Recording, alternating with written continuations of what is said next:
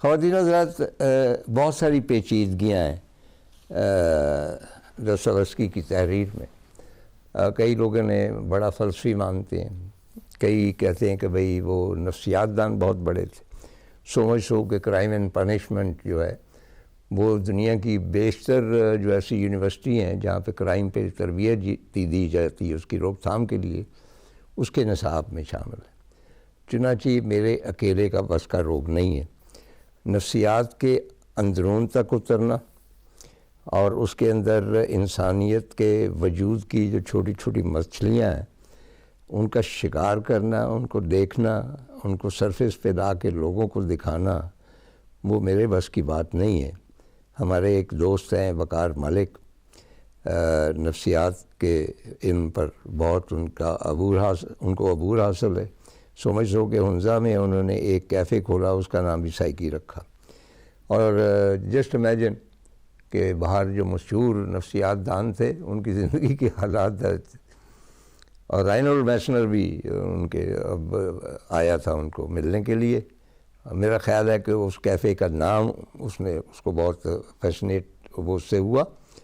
اور کیفے کیوں نہیں چلا اب میں اس کے بارے میں کچھ نہیں کہہ سکتا. سنا ہے کہ کووڈ کی وجہ سے نہیں چلا، لیکن میرا خیال ہے کہ لوگ تو ہنزا میں پہاڑ دیکھنے جاتے ہیں، تفریح کرنے جاتے ہیں. ان کو ان الجھنوں میں ڈال دیا جائے تو شاید وہ تھوڑے سے بے آرام ہوتے ہیں. تو وہی الجھنیں سلجھانے کے لیے ہم نے وقار ملک صاحب کو یہاں مدعو کیا. وقار صاحب، آپ پہلے یہ بتائیں کہ سب سے پہلے آپ کا تعارف کیسے ہوا دستاویزکی سے؟ سر پہلی کتاب کا تو مجھے یاد نہیں، 10-15 سال کی حد پرانی بات ہوگی، لیکن جب میں نے ان کو پڑھا تو مجھے ایک تمانیت ہوئی کہ چاہے انسانی زندگی میں جتنی بھی سفرنگ ہو، میں اس وقت بھی سفر کر رہا ہوں کوئی نہ کوئی معاملات میں، آگے بھی آنے والے وقتوں میں سفرنگ آپ ایکسپیکٹ کرتے ہیں، لائف ہے ہی ہے.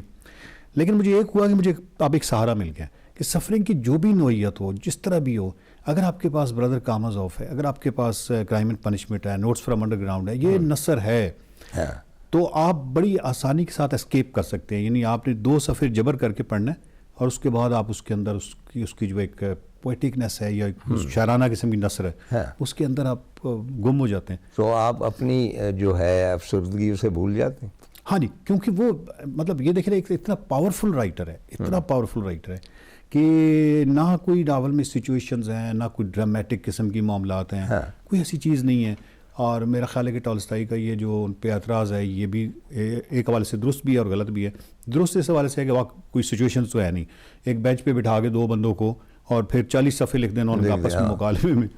لیکن میرا خیال ہے کہ وہ ٹالسٹائی یہاں پہ غلط تھے، وہ یہ تھا کہ ان کو ایز اے رائٹر لینا، کیونکہ وہ فلسفی تھے اور فلسفی ہمیشہ سے بلیک اینڈ وائٹ میں دیکھتے. اچھا، یہی مجھے حیرت ہوتی ہے کہ 1-2 میں نے کتابیں یا ریفرنس دیکھے کہ دنیا کے عظیم فلسفی، تو انہیں دستاویزکی کا بھی نام تھا. ایگزیکٹلی، کیونکہ عمومی طور پہ فلسفی جو ہے یا سائنس کے آدمی ہوتا ہے یہ بلیک اینڈ وائٹ میں دیکھتا ہے، یہ چیز درست ہے، یہ غلط ہے، ڈائلیکٹک قسم کا اس کا ایک ہوتا ہے. فکشن آپ کو یہ سپورٹ کرتا ہے کہ وہ آپ چھوٹے دائرے سے نکل کے کچھ گرے ایریاز کو ٹچ کر سکتے ہیں اور آپ کو کوئی قدر، یعنی اس نے اپنی فلسفی بیان کرنے کے لیے فکشن کا سہارا لیا، جس طرح یہاں پر سارتھ نے وجودیت کے حوالے سے فکشن کا سہارا لیا، آئرن ان دا سول اور باقی کتابیں لکھی. بالکل، آپ البرٹ کامو کو دیکھ لیں یا کوئی بھی اس طرح کے، انہوں نے یہ سارے بنیادی طور پہ تو فلسفی ہیں، لیکن آپ کو فکشن ایک سہولت دیتی ہے کہ جو سائنٹیفک میتھڈالوجی ہے،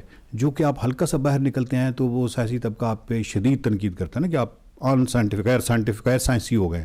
یہاں پہ آپ کو وہ نہیں رہتا، آپ کو تھوڑی سی ایک اسپیس مل جاتی ہے اور زندگی کو آپ سائنس کے دائرے کے اندر بہت ہی محدود نہیں نہ کر سکتے، کیونکہ لائف تو بہت ہی. تو ان فلسفیوں نے بڑی ذہانت کا مظاہرہ کیا کہ انہوں نے فکشن کو کیا، اور ہے تو بنیادی طور پہ تو فلسفی تھے. اور ٹالسٹائی جو تھے وہ ٹھیک ہے، ان کی فکشن پہ اعتراض کیا جا سکتا ہے کہ مطلب اس حوالے سے اعتراض کیا جا سکتا ہے کہ وہ ناول نگاری کی وہ فلاں اس پہ شاید پورا نہ اترتا ہو، لیکن انہوں نے اچھا آپ کہتے ہیں کہ جھوٹ کو انہوں نے بڑی خوبصورتی سے پیش کیا ہے. اچھا انہوں نے بڑا کمال کیا ہے. مطلب اب جھوٹ آپ دیکھیں کہ جھوٹ کو صدیوں تک ایک اخلاقی بیماری کے طور پہ تو جانا جاتا ہے، لیکن اس کو نفسیاتی عارضے کے طور پہ اور اتنا ڈیپر جا کے کہ مثلا جھوٹ ہے ایک آپ شروع میں ایک جھوٹ بولتے ہیں، وہ بے سے جھوٹ ہوتا ہے، پھر اس کے ساتھ ایک اور جھوٹ نتھی ہوتا ہے اور پھر داستایوسکی کہتے ہیں کہ ایک ویب آپ بنا لیتے ہیں، ایک پورے جال کے اندر آپ ایک وقت میں ایسا پھنستے ہیں کہ آپ ریالٹی سے ڈیٹیچ ہو جاتے ہیں اور ڈینائل اسٹیٹ میں چلے جاتے ہیں. نہیں, کیا یہ اہل اقتدار پہ پورا نہیں اترتا؟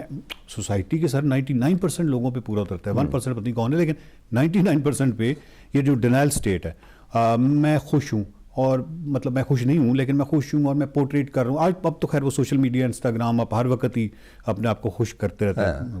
تو یہ جو جھوٹ ہے اس کی انہوں نے پرتیں بیان کی اور انہوں نے آخر پہ بیان کیا. اچھا, اس کا ان کا ایک پیراگراف ہے جو یہاں سے سٹارٹ ہوتا ہے کہ ابو all don't lie to yourself. یہاں سے اپنے آپ سے جھوٹ بولنا, جھوٹ کی وہ بدترین قسم کہتے ہیں.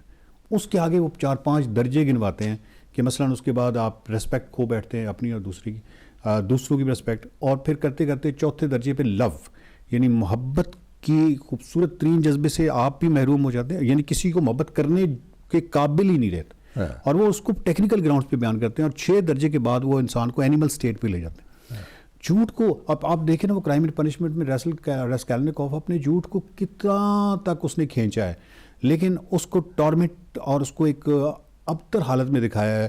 مثلا ایک جھوٹ کو راسکولنیکوف جو ہے وہ ایک جھوٹ کرتا کرتا کرتا داستایوسکی کا یہ خوبصورتی ہے کہ اس نے کتنی خوبصورتی سے اس کی مزری کو دکھایا ہے, اس کے سائیکالوجیکل, جب تک کہ اس نے ایڈمٹ نہیں کر لیا, جب تک کہ اس نے کر لیا کہ ہاں یہ میں نے جرم کیا. نہیں, لیکن اس نے اپنے آپ کو جسٹیفائی کر لیا نا اسی طرح اپنے آپ سے جھوٹ بولتے بولتے, جی, کہ میں نے جو کچھ کیا ہے میں نے صحیح کیا. اسی کو وہ خلاف تھے کہ جو جسٹیفیکیشن ہے یہ وہ سمجھتے تھے کہ بنیادی طور پہ تو اس میں آئیڈیا یہ تھا ان کا کہ گریٹر گڈنس کے لیے تھوڑا بہت ادھر ادھر کیا ہوئے جا سکتا ہے, تھوڑی بہت کسی اخلاقی کمپرومائز کیے جا سکتے ہیں. یہ ہمیشہ سے سوال تھا, اور یہ سوال انہوں نے اس طرح حل کیا, مطلب انہوں نے بلیک اینڈ وائٹ میں کہہ دیا کہ گریٹر گڈنس کے لیے آپ ہلکی سی بھی مورل ادھر ادھر نہیں کر سکتے. تو وہ راسکولنیکوف کا تو یہی ہے کہ وہ سارے, یعنی یہودی جو ہے اگر عورت مر جاتی ہے تو اس کی بانجی جو ہے اس کے عذاب سے اس کی جان چھوٹ جائے گی, میری بہن کی غلط جگہ شادی نہیں ہوگی, میرا جو ہے وہ آس پاس کئی لوگوں کو فیس اور میسر نہیں ہوتی تو میں ان کو فیس دے دوں گا. ذہن میں تو اس کی گریٹر گڈنس تھی, لیکن اس نے جو جرم کیا اس کے بعد وہ لتر مارے داستایوسکی نے اس کو کہ انٹل کہ وہ خاتون جس کے پاس وہ جایا کرتا تھا, اور وہ ایک ریڈ لائٹ ایریا خاتون, مطلب اس کو اس نے اتنا بڑا دکھایا. اور میں اچھا اس کی یہ کہ میں نے اپنے صوفہ جو ہے کسی ٹائم پہ میں نے جو گھر میں صوفہ ہے اس کے اوپر میں نے سارا داستایوسکی کے کوٹس لکھے ہوئے تھے, وہ پورے نا وائٹ کلر سے, وہ بلیک صوفہ تھا, اور اس پہ مجھے یاد ہے کہ سونیا نام تھا جس کا, وہ اس کے پاس جاتا ہے تو وہ ایک جگہ پہ اتنا شدید ڈپریس ہوتا ہے کہ وہ سونیا کو سجدہ کرتا ہے, یعنی سونیا کے قدموں میں گر جاتا ہے. تو سونیا کیونکہ وہ ایک لوور کلاس طبقے کی خاتون ہے تو وہ ایک دم ٹھٹکتی ہے اور پیچھے ہٹتی ہے کہ آپ کیا کر رہے ہیں, کیا کر رہے ہیں. تو اس نے کہا نہیں میں تمہیں نہیں کر رہا, میں تو انسانیت کے دکھوں کو سجدہ کر رہا ہوں, اس کی سفرنگ کو سجدہ کر رہا ہوں. تو وہ اس لیول کی چیزیں ہیں اور بہت ہی خوبصورت. اچھا, یہ جو ٹالسٹائی اور داستایوسکی کے درمیان پچھلے پروگرام میں نے کہا کہ ان کی ملاقات کبھی نہیں ہوئی, جی, لیکن آپ نے فرمایا کہ ہوتے ہوتے رہ گئی, تو وہ کیا قصہ؟ وہ بیسیکلی آپ نے بالکل درست کہا کہ اتنے بڑے 2 جائنٹس کا ملاقات نہ ہونا, یہ ایک سوال پیدا ہوتا ہے کیونکہ دونوں اپنے وقت میں بہت مشہور ترین لوگ تھے. تو کیسے ہو سکتا ہے کہ اس وقت آبادی بھی کام تھی, یہ سینٹ پیٹر برگ, یہ ماسکو, کیسے یہ ڈیلیبریٹلی نہیں مل رہے تھے, اور یہ بیسیکلی ٹالسٹائی نہیں مل رہے تھے. لیکن ایک وقت میں ایسا ہوا کہ کوئی ایک تقریب تھی جس میں یہ دونوں مدعو تھے, اور دونوں مدعو تھے, اور لوگوں کو بڑا تھا کہ اچھا آج ان دونوں کی ملاقات ہوگی. ٹالسٹائی کرتے کرتے کرتے آخر پہ انہوں نے فیصلہ کیا نہ جانے کا. اچھا, اور لوگ کہتے ہیں کہ یہ ٹالسٹائی کا فیصلہ درست تھا. اس کی وجہ یہ ہے کہ اس دن جو کچھ ہوا اس حال میں کہ لوگوں نے اپنے کپڑے پھاڑ دیے. جب یہ داستایوسکی اوپر آئے نا, اور جب انہوں نے خطاب کیا یا باتیں کی, تو شدت جذبات سے اور جو فین فالوئنگ تھی ان کی, انہوں نے اپنے کپڑے پھاڑ لیے. تو کہتے ہیں کہ ٹالسٹائی شاید اس منظر کی تاب نہ لا پاتے, تو یہ بہت ہی مناسب ہوا کہ ٹالسٹائی نہیں آئے.